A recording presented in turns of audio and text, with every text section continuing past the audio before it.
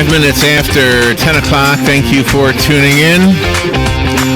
When I heard some years ago that the next war would be fought with ones and zeros, in other words, computers, I thought, well, at least nobody will die. Oh, man, was I wrong. I had no idea, really. Oh, I sort of kind of did recently, but not back then. I just thought, oh, so we're just going to be crashing each other's computers. Well, that's okay. We'll crash yours, you crash ours, and whoever crashes the most, I guess, is the winner, right? Mm-hmm. No, real people die. I mean, people die, and water gets contaminated, and people get poisoned. It's unbelievable what can happen nowadays. And back when we first heard that, we didn't have that thing called the Internet of Things, right? Mm-hmm. Where your refrigerator contacts your phone and somehow communicates to you that the egg number is low or whatever, right? Mm-hmm. Greg Scott is on the phone. Greg Scott is how he has his name listed on his book. He has his bio, by the way, is as interesting as his book. So we're kind of going to pick his brain about some of these things. So he's taken what he understands about the intelligent technology, and has written a book called Virus Bomb. It is a novel based on real technology and cyber warfare. His career spans 4 decades, including 15 years in cyber security. Kind of your son and my son both do this, but we don't know what they do. Exactly. It's hard to understand. They both do this, and we don't know really what they do. He's a researcher. He led the technical effort for tailgating with the troops, which connected several hundreds of families in your home state of Wisconsin with loved ones serving in Iraq. He built Linux firewall systems, contributed to Northern Alliance Radio, the New York Times. From this point on, you get a whole list of publications and media outlets that he has contributed to. Greg Scott, it's an honor to have you on the show. Good morning, Greg. Well, thanks, Larry. It's an honor to be here. You pumped me up pretty good. Oh, your resume is unbelievable. If you ever see me at Thanksgiving dinner, stay away because I'm going to be talking to you all day. You're gonna say to your friend or your wife or whoever you're with, you're gonna say, "This guy won't stop." Yeah, you got a groupie. It's paying it forward. I picked a lot of people's brains to find out some of the stuff I need to find out for Virus Bomb. So it all goes around. Is that right? Oh my gosh. So, well, first of all, just a small talk. Where are you? Where are you calling from? Eagan, Minnesota. Eagan, Minnesota. Do you know where that is, Robin? Yeah. No. Yeah. See, I always figure everyone in the Midwest knows. Just near St. Paul. Oh, okay. Even I know where that is. Well, he has a fish tank too. You have a fish tank? How do you know he has a fish tank? Well, because I read it. He's got a fish tank, and you love fish tanks. I want a fish tank. I don't love them. Oh, come on over and get mine. My daughter loves her fish, and you can. I have more fish than I can count, and they change every day. Do you know what I wonder? Does a novel like Virus Bomb, and we're going to let the audience know what's in the book first, I guess second, but does this kind of a novel serve as a red flag? Does it help the Pentagon say, "Oh my gosh, I never thought of that," or do they already have this possibly figured out? Who knows? I don't know anybody that works in the Pentagon. Oh, okay. I hope so. I hope it serves as a red flag. So what actually can be done? Ideally, I'd like to see a lot of people from the Pentagon pick up the book and say, "Hey, you got to get this. Get a copy for everybody in our department and make it mandatory reading." All right. So tell us about the story. What's in the book? Jerry Barkley is a normal guy. He's an IT guy. He's been trying to get his IT support company off the ground since 1994 for a lot of years, and it's still in the startup phase. A lot of people think Jerry Barkley is just stubborn. Jerry likes to call it persistent, and he's never going to get rich, but he's not going to go bankrupt either. He doesn't have any three-letter government agency behind him. He never worked for the government. He was never any kind of a secret agent or super soldier or anything like that. He's just trying to earn a living for his family and trying to get his business off the ground. But he knows a lot about technology and a lot about how the cybersecurity stuff works. And he earns his living trying to keep customers safe that a lot of them live in denial and don't really care about being safe because they don't understand the consequences. So he runs into one customer, and they have a problem, and he gets in and finds a virus infection inside their computer, and he digs a little deeper, and it's the owner's nephew's computer, and so you can't mess with that. But he digs a little deeper and finds out that this young man is exchanging messages with a hostile country, and then things get way, way, way worse from there. Oh my gosh! And the reality is that somebody who has the wrong information can do what? What can they do with a virus that literally ends up with people dying, not just computers crashing? Well, if we keep everything important to us inside our computers these days, right? All your contacts, all of your how-to stuff, all of your history, all of your emails, all your correspondence. That's all inside your computer somewhere, right? Yeah, mine it is, but I'm not Amish. If it's not in your computer, it's on a server somewhere in the cloud somewhere, but your computer is the gateway into that stuff. If I can get inside your computer, and your computer knows a whole lot of stuff about you, well, now I know a whole lot of stuff about you, and I can use that information in a whole lot of creative ways. Maybe I can blackmail you, or maybe I can steal your bank accounts, or maybe I can marshal a few thousand of your computers to go attack somebody else I want to knock off the internet. Maybe you're a transportation company, and I find out all your shipping schedules, and maybe you're shipping industrial explosives to a mine in northern Minnesota. So I know where this truck is going to be and when it's going to be there. Maybe I can kidnap that truck and steal a bunch of explosives and use those to blow up some hotels. Oh my gosh! Never know. I did have the sextortion thing happen to me, by the way. I did. Oh, we all have. We have? Oh, I didn't know we all had. We all did? Yeah. I haven't. I'm missing out. Oh, I got the letter that said they had video of me with these women, and I thought, holy mackerel, I want to see it. And I told Robin, I said, if this thing gets out, I'm going to be popular. Yeah, just send us some Bitcoin, and we'll keep it all quiet. Yeah, but I didn't want it quiet. I figured I live a boring life. I wanted to make it look like I was something good happening over here. Yeah, you betcha. Yeah, you delve into the Muslim faith and the practices in your novel. I do, and that was a big research thing. I had to. I don't know how Muslims pray. I had to look that up, and I worked hard to try to get that right. Hopefully, I did. And there's a lot of Muslim history I didn't know about too, and I had to look a lot of that up, and hopefully I got it right. And you have a lot of dialogue in your book between the characters, more so than any other novel, because you have different cryptic codes when they leave voicemails on the phone and things like that. I found that very interesting. Well, thank you. That was there's one in one case where we leave the actual message in the inbox of another email account, and I pulled that tactic directly from General Petraeus and the lady he had the affair with. That's how they traded their nefarious messages. Oh my. That's pretty amazing. Oh, wow. That's kind of cool.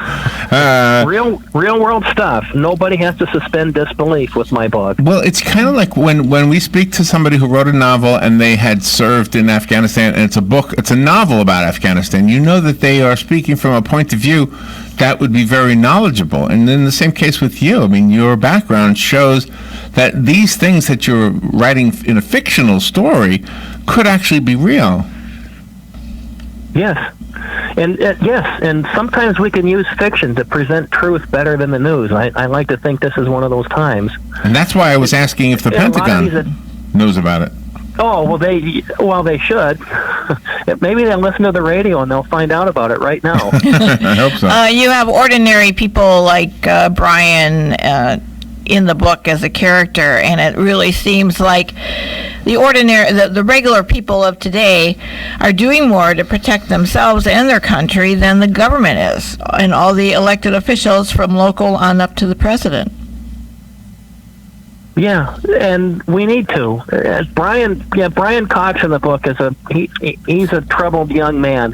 He has a good outcome, but he has a troubled journey to get there.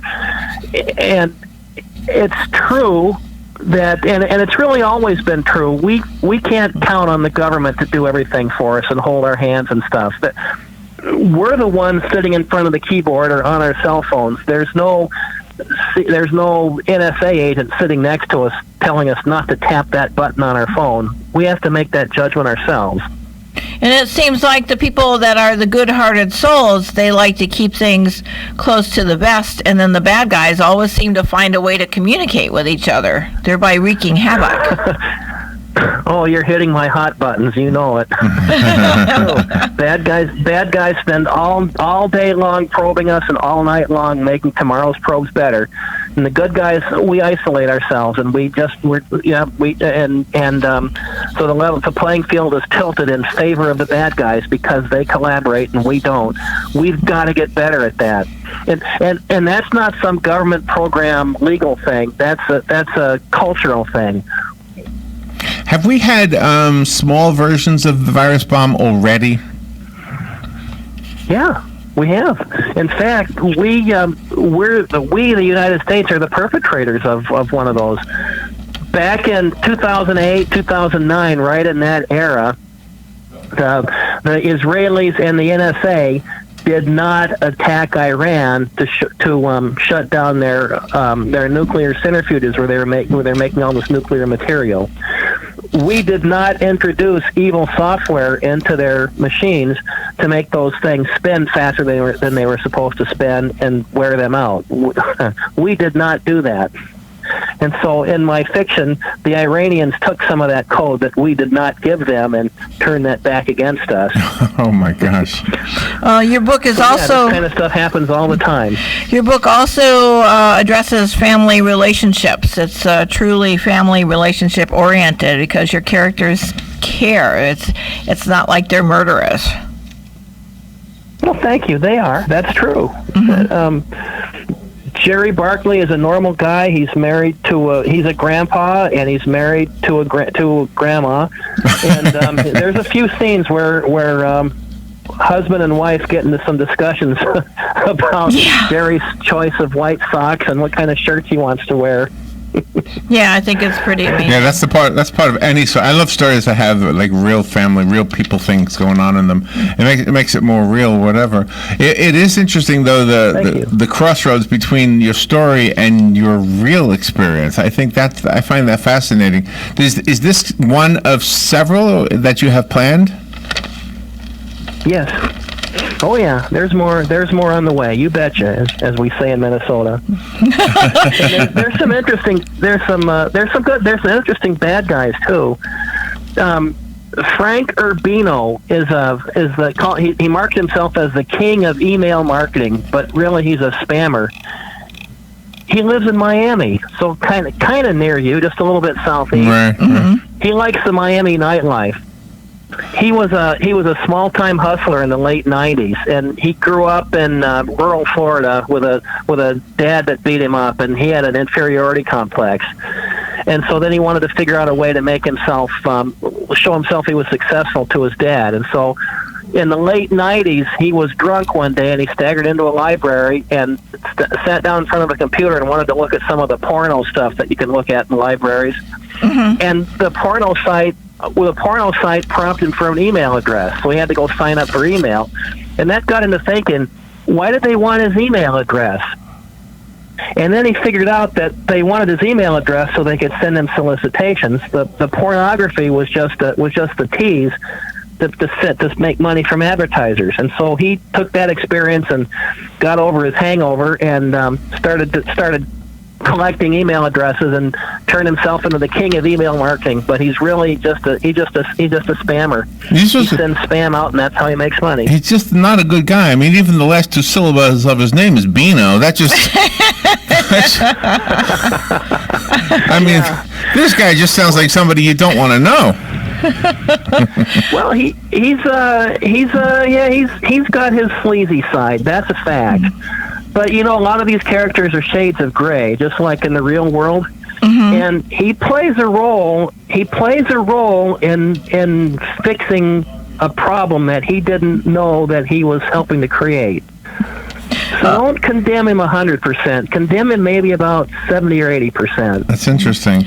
We hear about, Equifax and Capital One, all of those types of breaches.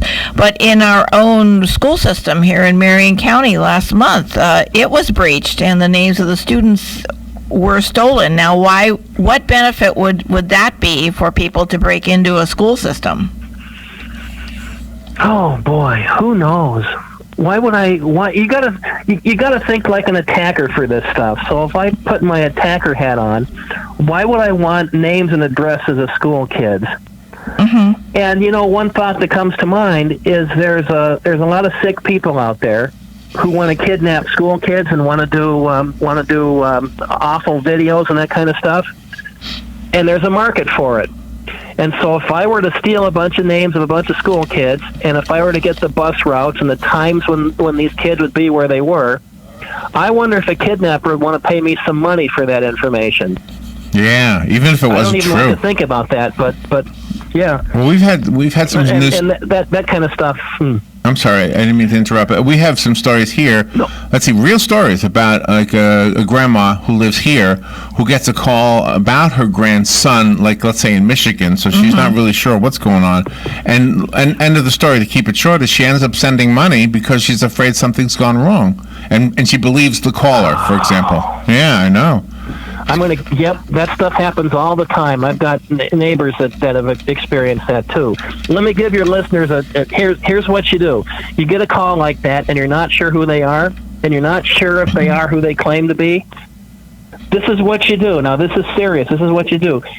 Ask a trick question. Let's say you and I met in New York last month, and I ate chicken for lunch, let's just say. So I get this call, and it's a call claiming to come from you, and I might say, "Well, hey Larry, what did I eat for lunch last week when we met in Chicago?" Oh my gosh, I'm never going to remember. I think that's great. If it was me? Question there? Yeah, but if it was me, I would say, "Oh my gosh, I don't remember." Well, that's so wait a minute. We didn't meet in Chicago last week. We met in New York last month. I have a half brother, so we share the same father, different mothers. And somebody apparently compromised his email years ago. And I got these strange emails from him, and I got another email that said, "Don't worry about my emails and compromise. This is bad." And I said, "Well, David, how do I know you're really you? Tell me the maiden name of our mother." Oh gosh.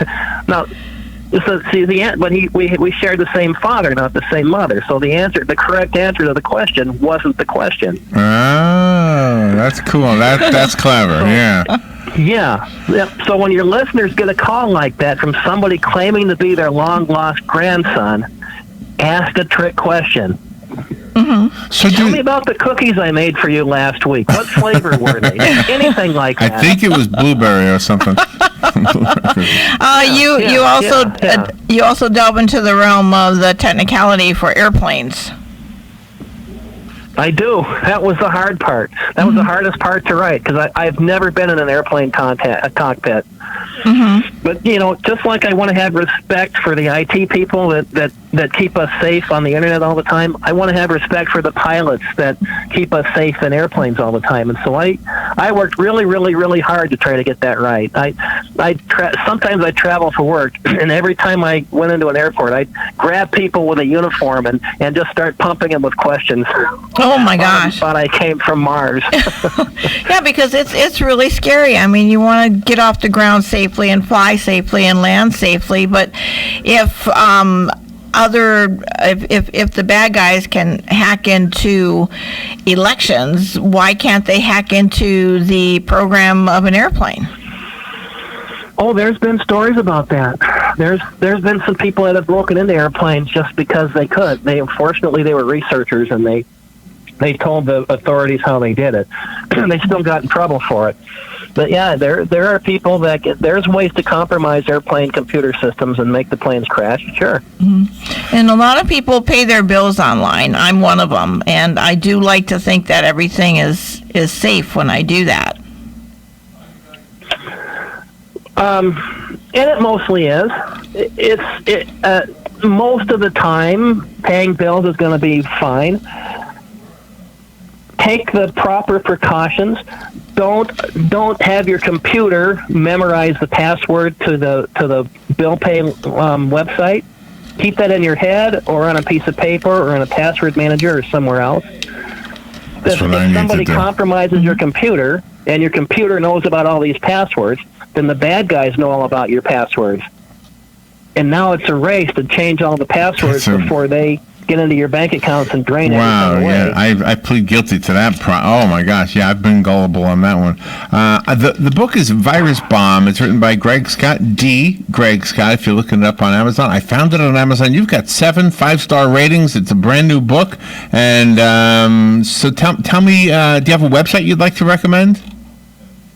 Absolutely. Go to D as in Daniel, dgregscott.com, and there's character backstories. Frank Urbino's backstories in there. My spam king from Florida, and there's some good guy backstories too. And there's a whole bunch of real world how to stay safe information on my website too. You can even click a button, and I've got some automation. I'll send you an email every other day for about 3 weeks with a cyber safety tip, and I'll send you about a dozen of those, and at the end I'll give you a big, cool book pitch.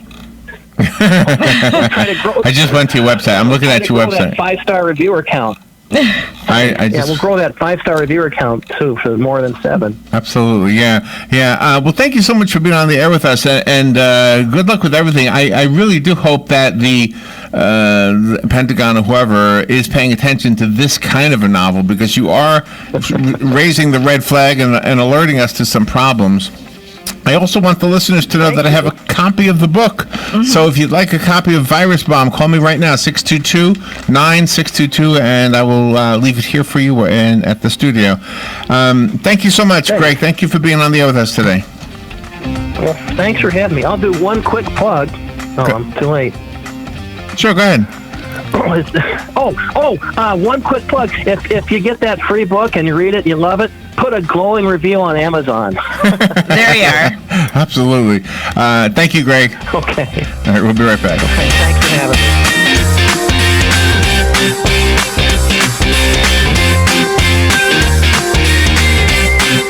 Luby Bat Conservancy welcomes you to their 15th annual Florida Bat Festival on Saturday, October 26th. This year, Luby is celebrating its 30th anniversary. Come celebrate with them as they continue to spread bat awareness from 10 a.m. till 5 p.m. Your batty fun includes games, live music, food, and of course, the largest bats in the world right here in our backyard. The date, again, is October 26th and is great fun for the entire family. www.luby.org.